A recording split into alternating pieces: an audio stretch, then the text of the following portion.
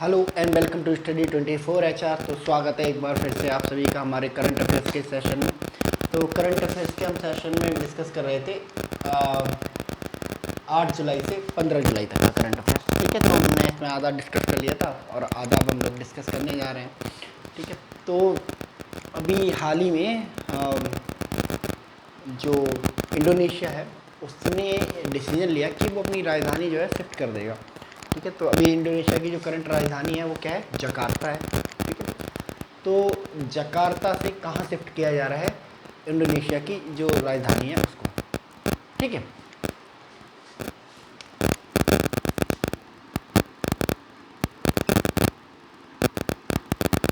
हाल ही में इंडोनेशिया ने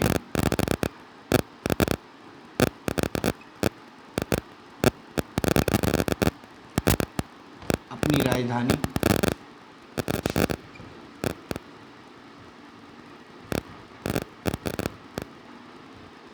को जकार्ता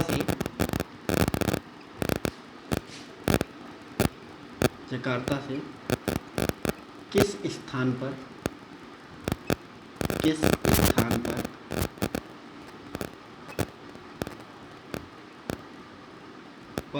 स्थानांतरित करने का निर्णय लिया है। स्थानांतरित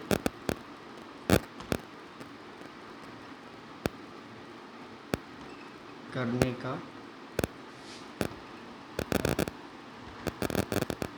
निर्णय लिया है।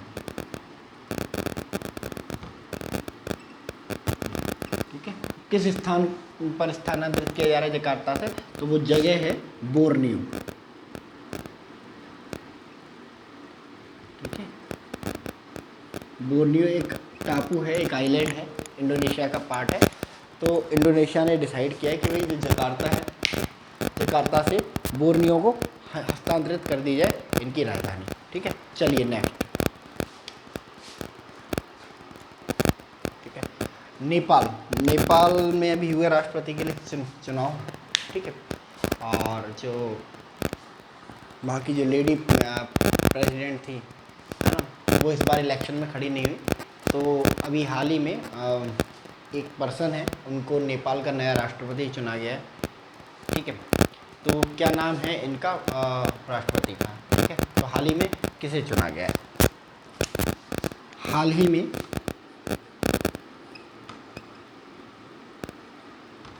में किस व्यक्ति को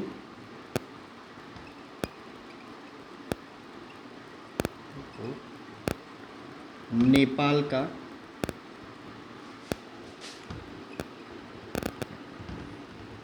नया राष्ट्रपति चुना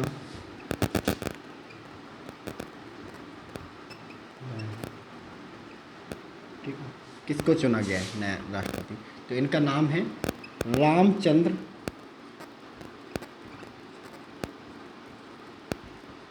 पौडेल। ठीक है, तो रामचंद्र पौडेल को चुना गया है नेपाल का नया राष्ट्रपति। ठीक है, ये इम्पोर्टेंट है क्योंकि पड़ोसी देश है, पड़ोसी देश की जो अपॉइंटमेंट होती हैं वो हमेशा ही इम्पोर्टेंट होती हैं। ठीक है, तो आप इसको याद रखेंगे। ठीक है, चलो अभी हाल ही में एक जो बैल्कनो है ना, ज्वालामुखी है, वो एक बार फिर से फट पड़ा है ना। तो ये एक तरह का सुसुप्त ज्वालामुखी है। सुसुप्त ज्वालामुखी ऐसे ज्वालामुखी होते हैं, ठीक है, जो जिनमें विस्फोट होने की जो संभावना है वो प्रबल रहती है हमेशा। ठीक है, 3 तरह के ज्वालामुखी होते हैं बेसिकली। जागृत ज्वालामुखी, जिनमें हमेशा विस्फोट होता रहता है। ठीक है, जैसे US का मोना लोआ, केलाउया। ठीक है, और भी बहुत सारे हैं। ठीक है, जो सुसुप्त ज्वालामुखी होते हैं, ऐसे ज्वालामुखी होते हैं कि उनमें जो विस्फोट है ना, होने की संभावना हमेशा बनी रहती है ना। इसलिए उस एरिया में क्या होता है, प्रिकॉशन लिए जाते हैं। तीसरे ज्वालामुखी जो होते हैं मृत ज्वालामुखी, जिनको डेड ज्वालामुखी कहते हैं। मृत ज्वालामुखी ऐसे ज्वालामुखी होते हैं जिनमें पिछले 100, 200, 500 सालों से हज़ारों सालों से क्या हुआ है, कोई विस्फोट नहीं हुआ है और आगे भी हज़ारों सालों तक कोई भी विस्फोट होने की संभावना नहीं है। ठीक है, तो ये जो ज्वालामुखी है जो फटा है इंडोनेशिया में है ना, तो इसको सुसुप्त ज्वालामुखी की श्रेणी में रखा गया था, है ना। तो अभी हाल ही में ये फट पड़ा है, क्या नाम है इसका?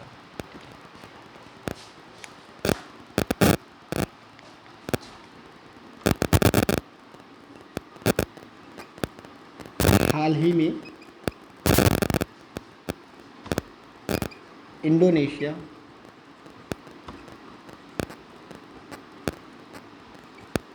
के किस ज्वालामुखी में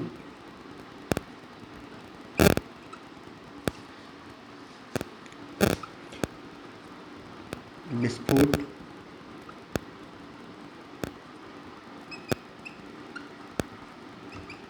हुआ है?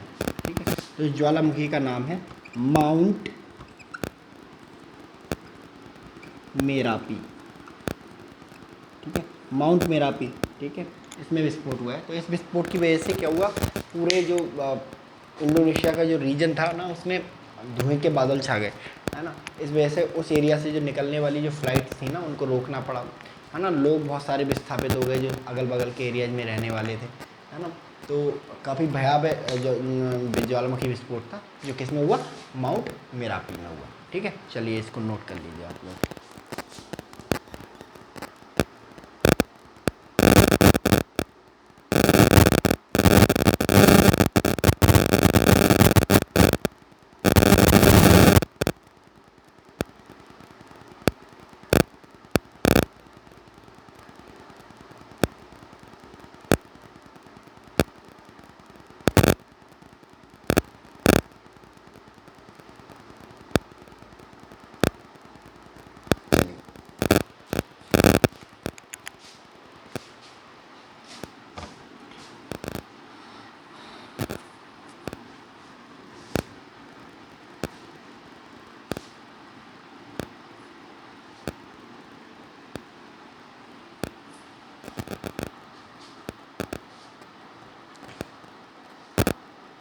अभी क्या हुआ कि एक के बाद एक अमेरिका में जो बैंक थे ना वो फेल होना शुरू हो गए, डूबना शुरू हो गए, है ना। तो एक बहुत इम्पोर्टेंट बैंक है ना अमेरिका में जो पूरी इंडस्ट्री जो अमेरिकन इंडस्ट्री है उसको लोन देने का काम करता था, है ना। उनके पैसे डिपॉजिट रखता था अपने पास में, वो कोलैप्स कर गया। तो क्या नाम है उस बैंक का जो हाल ही में डूब गया, अमेरिकन बैंक का? ठीक है,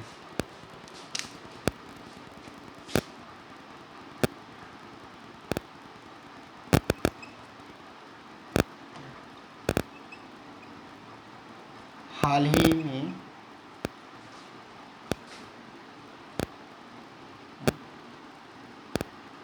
किस अमेरिकन बैंक ने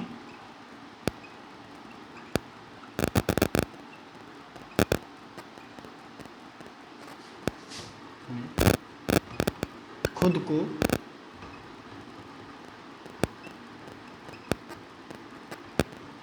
दिवालिया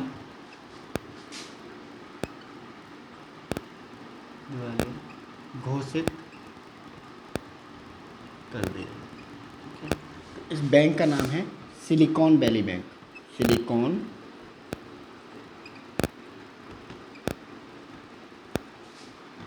वैली बैंक।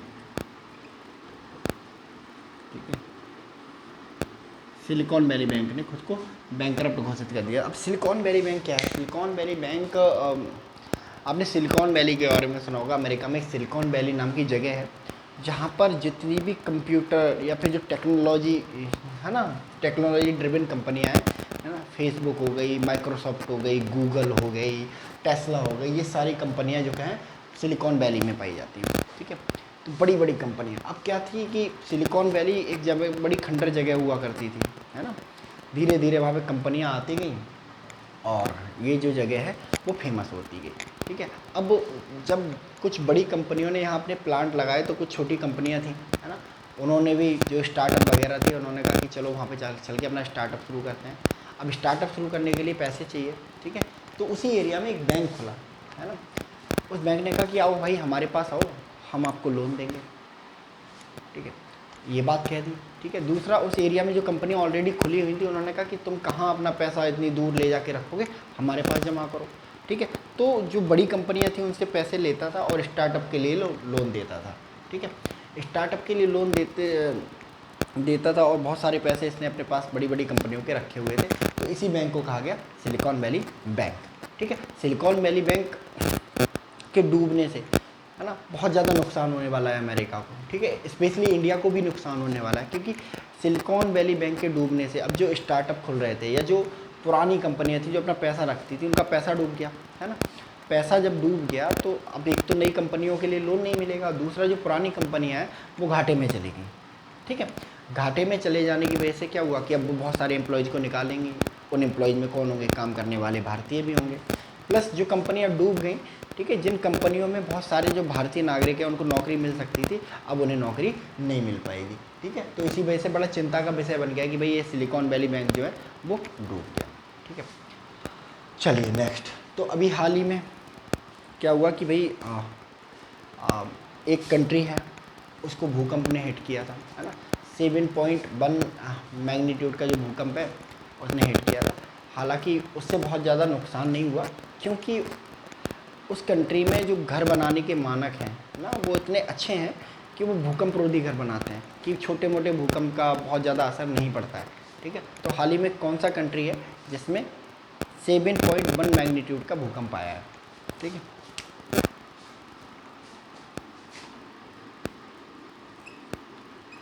हाल ही में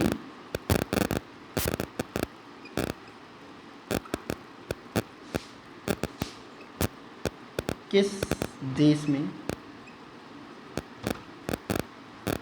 7.1 तीव्रता का भूकंप आया है, ठीक है। तो ये कंट्री का नाम है न्यूजीलैंड,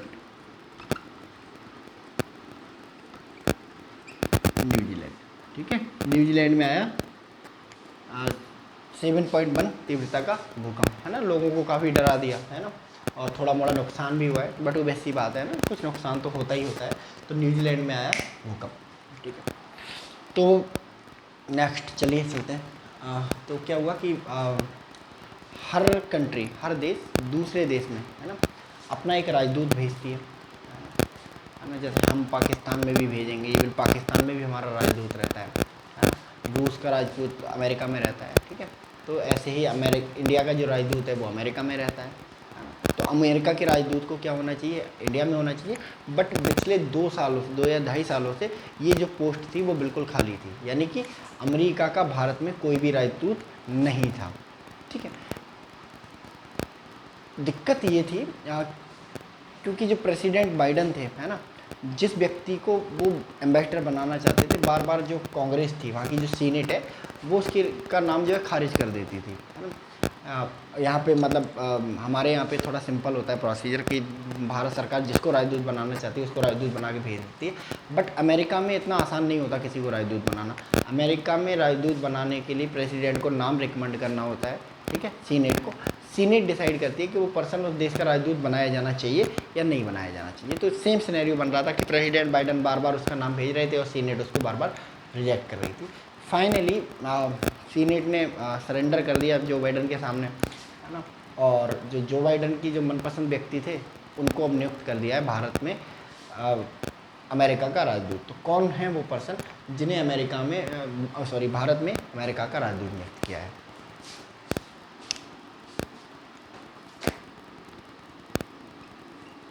हाल ही में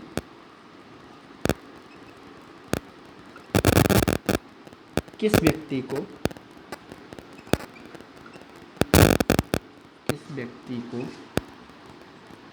भारत में अमेरिका का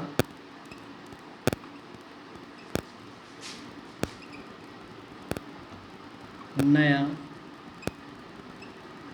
राजदूत नियुक्त किया गया है?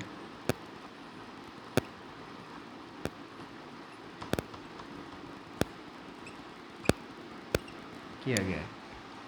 ठीक है, तो इनका नाम है एरिक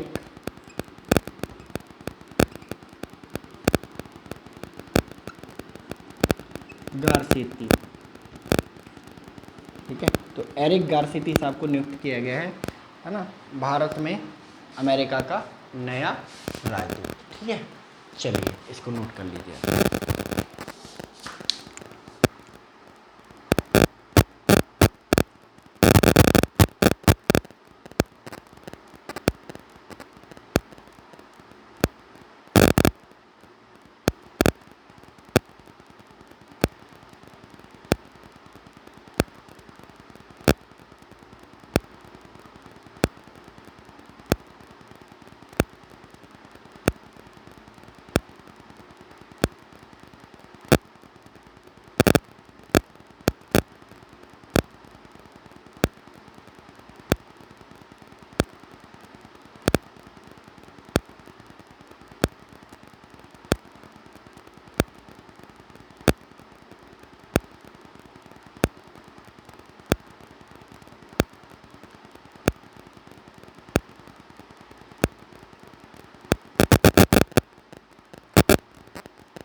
चलिए नेक्स्ट।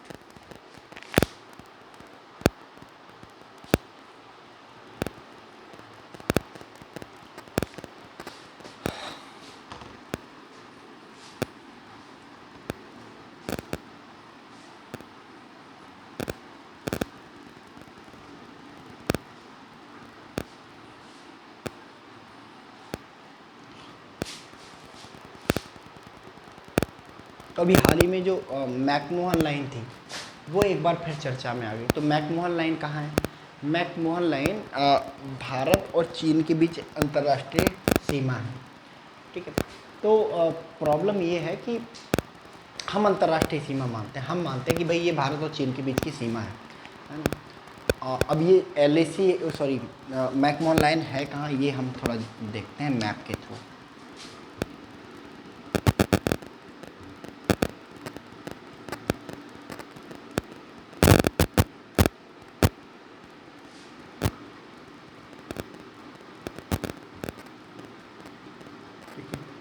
ये सिक्किम हो गया,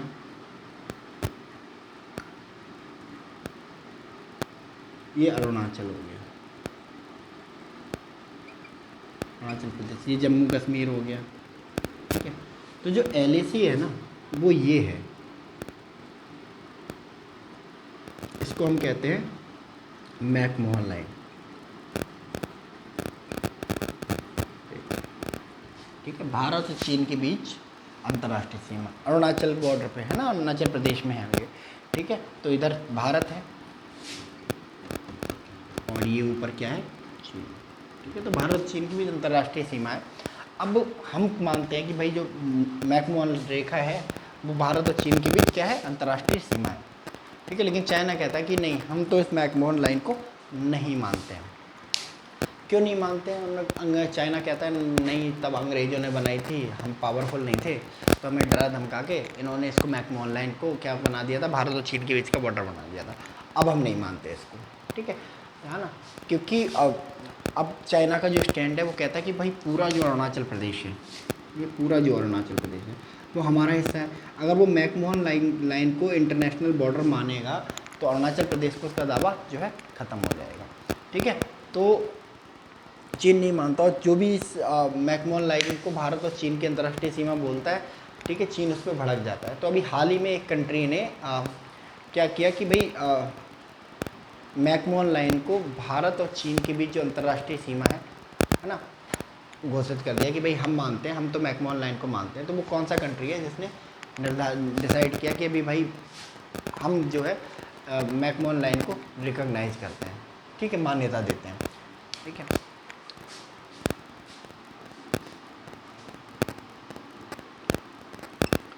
हाल ही में किस देश ने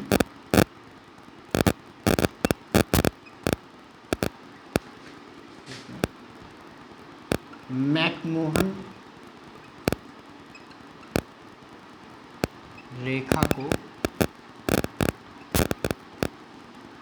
भारत और चीन के मध्य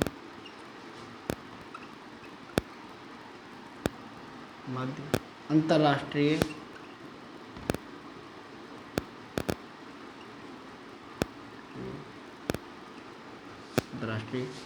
सीमा की मान्यता दी है। ठीक है, तो वो देश है यूएसए, संयुक्त राज्य अमेरिका। ठीक है, और इसको कहते हैं यूएसए। ठीक है, तो संयुक्त राज्य अमेरिका ने क्या किया है, मान्यता दी है मैकमोहन रेखा को एज ए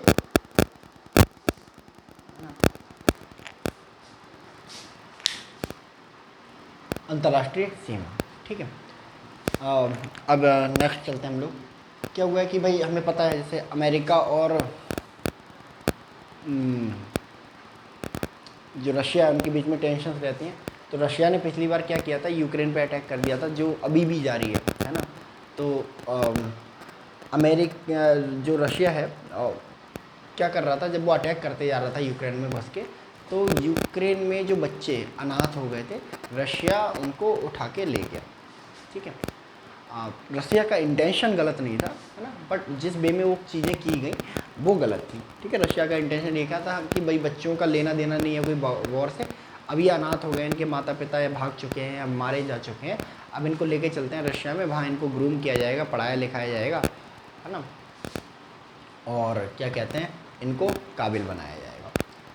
अब इस चीज़ को लेके किसी ने जो केस है वो कर दिया रशिया के ऊपर, है ना, एक कोर्ट में, है ना, कि भाई रशिया ने क्या किया है, यूक्रेन से बच्चे चोरी किए।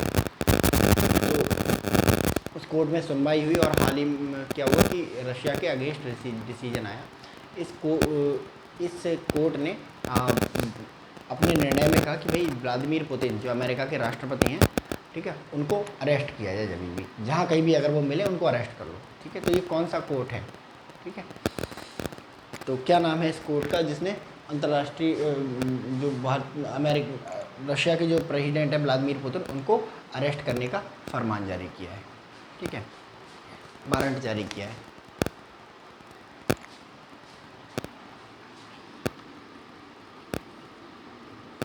हाल ही में किस कोर्ट ने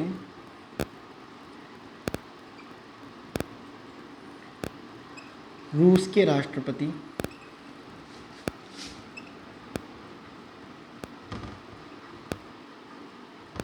व्लादिमीर पुतिन के खिलाफ गिरफ्तारी का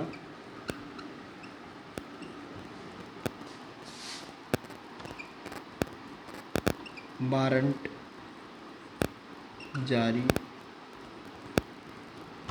किया है। ठीक है, तो ये कोर्ट है, इसका नाम है आईसीसी। ठीक है, और इसकी फुल फॉर्म है इंटरनेशनल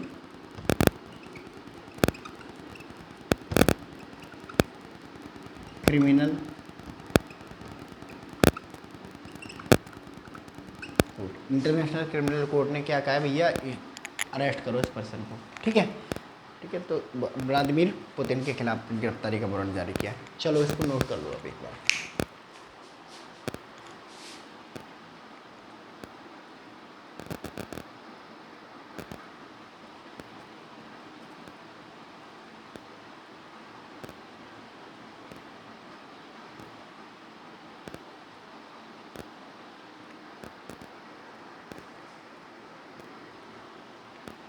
चलो,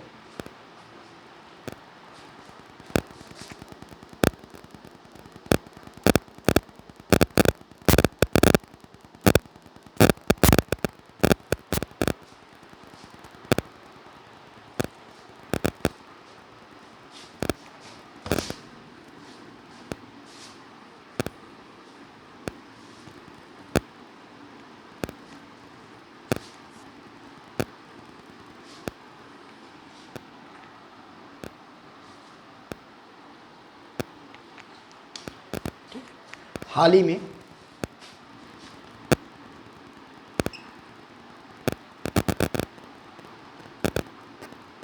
हाल ही में भारत ने सिकल सेल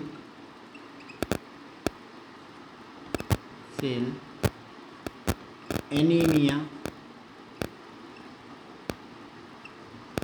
को खत्म करने का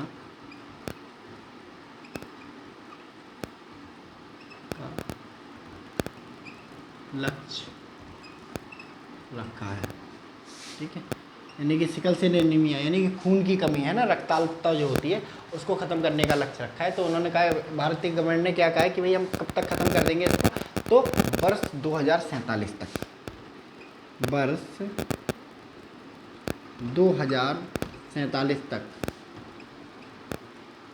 क्या करने का लक्ष्य रखा है, इसको सिकल सेल एनीमिया को खर्च करने का लक्ष्य, मतलब ख़त्म करने का लक्ष्य रखा है कि भाई वर्ष 2047 तक भारत में जो सिकल सेल एनीमिया है वो बिल्कुल ख़त्म कर दी जाएगी। ठीक है, चलिए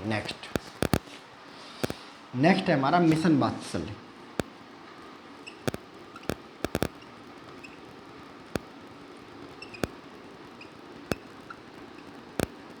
मिशन वात्सल्य ये क्या है मिशन वात्सल्य? ठीक है, तो मिशन वात्सल्य जो महिला एवं बाल विकास मंत्रालय है उसके द्वारा शुरू की गई एक पहल है। ठीक है, इस पहल के थ्रू ऐसी नाबालिग लड़कियों, ठीक है, जिनके साथ बलात्कार जैसी घिनौना कृत्य हुआ है, उनको न्याय दिलाने का लक्ष्य रखा गया है। ठीक है, इसके अंदर उन लड़कियों को सम्मिलित किया गया है जो लड़कियां अपने माँ बाप, अपने घर परिवार के द्वारा त्याग दी गई हैं, है ना। एक होता है ना समाज में कि तुम्हारे साथ बलात्कार हुआ है, तुम्हारी वजह से हम कहीं मुंह दिखाने लायक नहीं रहे, ठीक है, अब हम तुम्हें अपने घर में नहीं रख सकते, चले जाओ हमारे घर से, है ना। तो ये हमारे यहाँ की बुराई है ना, कि मतलब बलात्कार उस लड़की के साथ हुआ है, उसके साथ ऑलरेडी अब वो एक पीड़ा झेल रही है, ऐसे में घर से निकाल के उसे एक और पीड़ा दे देना, है ना, ये थोड़ा सा अनफेयर, थोड़ा सा गलत लगता है ना, बट हाँ होता है ये हमारे देश में। तो ऐसी लड़कियां जिनको उनके घर वालों ने, माता पिता ने क्या कर दिया, छोड़ दिया है बलात्कार जिनके साथ, है ना, होने के बाद में, तो ऐसी लड़कियों के लिए रहने की व्यवस्था, खाने की व्यवस्था, पढ़ने की व्यवस्था और उनकी जो बेसिक ज़रूरतें होती हैं उनकी व्यवस्था, इसके अलावा उनके लिए जो कानूनी सहायता, वकील दिलवाना, कोर्ट तक लाने ले जाने के लिए बस या ट्रांसपोर्टेशन का इस्तेमाल का जो प्रबंध करना, है ना, ये सब मिशन वात्सल्य के थ्रू किया जा रहा है। ठीक है, तो मिशन वात्सल्य में आपके लेवल में जो एग्ज़ाम आप देने वाले हो उनमें केवल 2 ही चीज़ें पूछी जाएंगी कि किस मंत्रालय ने शुरू किया है ना, दूसरा पूछा जाएगा कि किन के लिए, है ना। तो आपका पहला आंसर होगा कि भाई महिला एवं बाल विकास मंत्रालय ने इसको शुरू किया है, दूसरा आंसर होगा कि भाई ऐसी नाबालिग लड़कियां, ठीक है, जिनके साथ रेप हुआ है, ठीक है, उनके लिए मिशन वात्सल्य की शुरुआत की गई है। ठीक है, चलिए नेक्स्ट लिखो इसमें, महिला एवं बाल विकास मंत्रालय द्वारा शुरू किया गया है।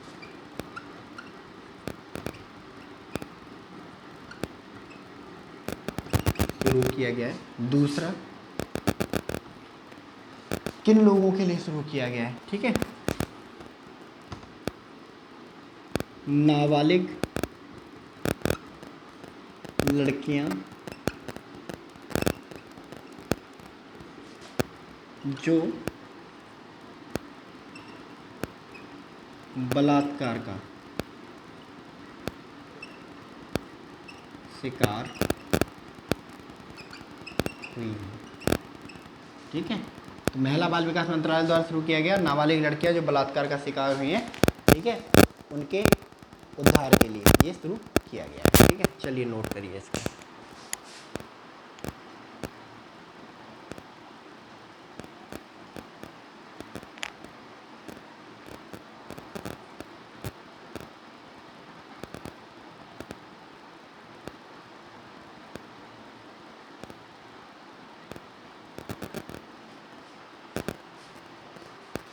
चलिए नेक्स्ट।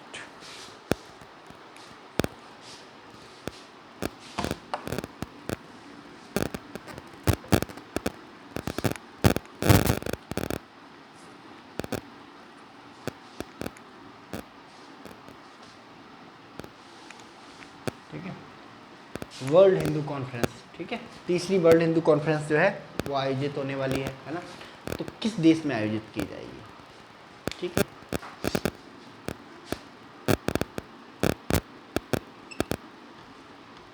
वर्ष 2023 में तृतीय विश्व हिंदू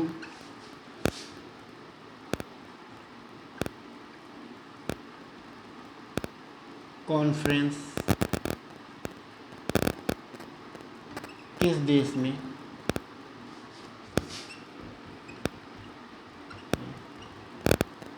आयोजित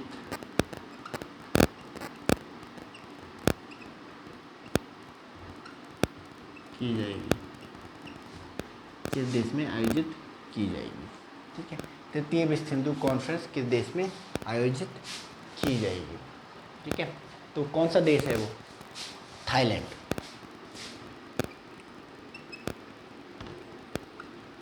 थाईलैंड, ठीक है, और इसमें भी बैंकॉक।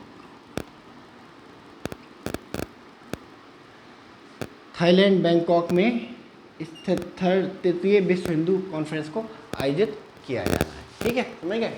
चलिए next, urban 20 U20।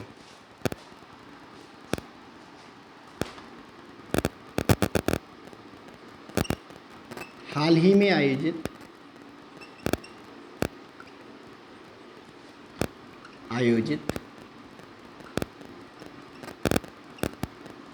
U20 summit का आयोजन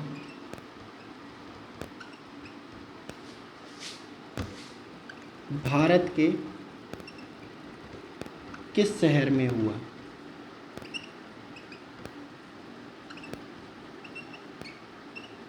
है। ठीक है, तो ये शहर है अहमदाबाद। ठीक है, और अहमदाबाद कहाँ है? गुजरात में है बच्चों। ठीक है, U20 समिट का आयोजन कहाँ हुआ है? भारत के, है ना, अहमदाबाद शहर है जो कि गुजरात में है, वहाँ पर किया गया है। तो U20 क्या है? G20 तो आपने सुना होगा, U20 क्या है ना? G20 का पार्ट है U20, है ना। U20 में कौन किसकी मीटिंग होती है? तो U20 का मतलब होता है अर्बन 20। ठीक है, यानी कि जो शहर के जो नेता हैं, शहर की जो लीडरशिप है, ठीक है, उनकी मीटिंग है। अब शहर में लीडर कौन होता है? जो बड़े बड़े मेट्रोपॉलिटन शहर हैं, मेयर। ठीक है, तो दुनिया भर यानी कि जो G20 के 20 कंट्री हैं, है ना, उन 20 कंट्रीज़ के जो शहर हैं, है ना, उनके मेयर हैं, उनकी एक मीटिंग है ये। ठीक है, तो उन मेयरों की मीटिंग को, ठीक है, अर्बन 20 कहा जाता है। ठीक है, और ये आयोजित हुई है अहमदाबाद में। ठीक है, आई बात समझ में? चलिए नेक्स्ट,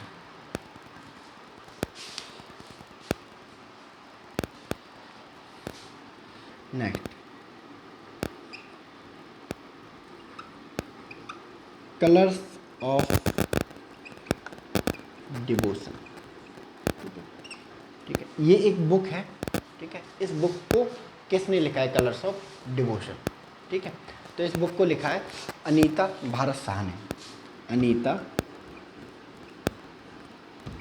भारत शाह ने। ठीक है, और ये जो कलर ऑफ डिवोशन जो बुक है, ये दिखाती है कि भाई देखो,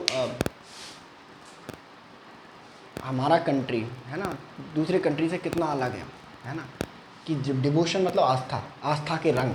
अगर आप इस किताब को हिंदी में ट्रांसलेट करना चाहें तो उसका मीनिंग लिखिएगा आस्था के रंग, है ना। तो आस्था के रंग कैसे कैसे हैं? आप इस्लामिक कंट्री में जाओ, ठीक है, तो वहाँ आपको आस्था के लिए, डिवोशन के लिए सिर्फ एक प्लेस मिलेगा और एक रिलीजन मिलेगा, है ना, कि आप अल्लाह में बिलीव करो या मस्जिद जाओ। ठीक है, अगर आप किसी क्रिश्चियन कंट्री में जाओगे तो वहाँ पे आपको सिर्फ गॉड में बिलीव करने का ऑप्शन मिलेगा, ये चर्च में जाओ, गॉड में बिलीव करो। एंड क्या हुआ कि बट भारत में जब हम लोग आते हैं, है ना, भारत में जब हम लोग आते हैं तो देखो कितने आस्था के कितने हमें अंग देखने को मिलते हैं। लाइक जैसे मंदिर जाना है, मंदिर जाओ, पूजा पाठ करो, रामायण पढ़ो, गीता पढ़ो, ठीक है। अगर उससे भी शांति नहीं मिल रही है तो मस्जिद चले जाओ, मस्जिद में जाओ कुरान पढ़ो, है ना। उससे भी शांति नहीं चल रही है तो गुरुद्वारे जाओ, गुरु ग्रंथ साहिब पढ़ो। एंड अगर उससे भी शांति नहीं मिल रही है तो चर्च चले जाओ, वहाँ बाइबल पढ़ो, ठीक है। तो डिफरेंट डिफरेंट कलर्स हमारे यहाँ, ठीक है, डिवोशन के पाए जाते हैं। तो इसी बुक में इसी बारे में बताया गया है, colour of devotion, Anita Bharat साहब। चलिए नोट करिए इसे।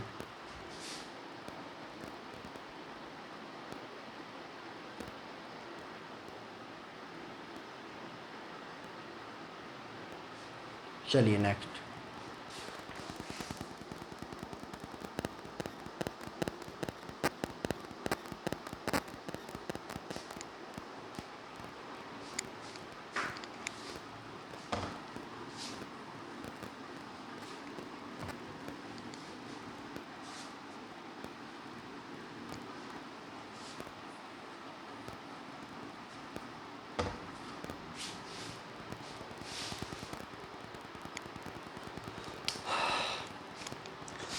ठीक है, तो अभी हाल ही में क्या हुआ है, एलोन मस्क ने एक आर्टिफिशियल इंटेलिजेंस की कंपनी जो है स्टार्टअप शुरू किया है, ठीक है, to challenge OpenAI. OpenAI क्या है, जिसने वही चैट जीपीटी बनाया। आप देखते होंगे कि भाई जो चैट जीपीटी है ना, उसके थ्रू हमें बहुत अपने सवालों के जवाब मिलते हैं। आर्टिफिशियल इंटेलिजेंस है ना, कोई कंप्यूटर नहीं, खुद के दिमाग से काम करने वाली, खुद का एक ऐसा सिस्टम जिसका खुद का अपना दिमाग है, बट जो दिमाग है वो आर्टिफिशियल है, ऑर्गेनिक नहीं, ठीक है। तो क्या नाम है कंपनी का?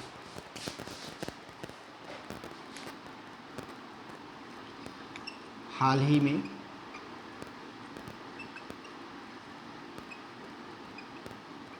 एलन मस्क द्वारा स्थापित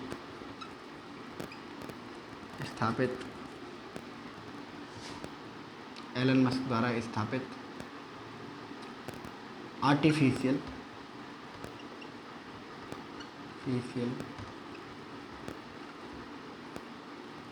intelligence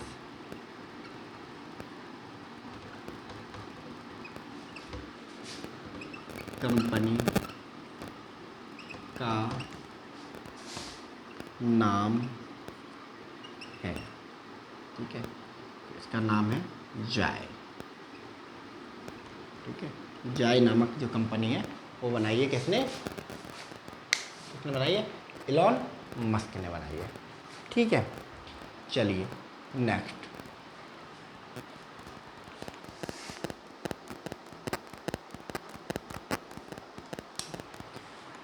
world UFO day,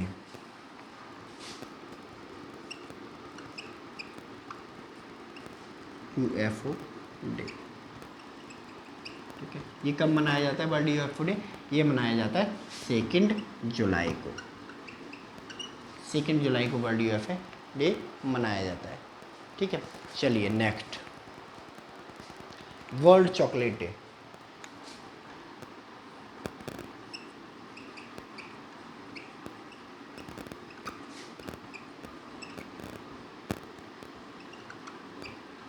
world chocolate day. World chocolate day जो है वो मनाया जाता है बच्चों 7 जुलाई को, ठीक है। चलिए next. World paper bag day, world paper bag day,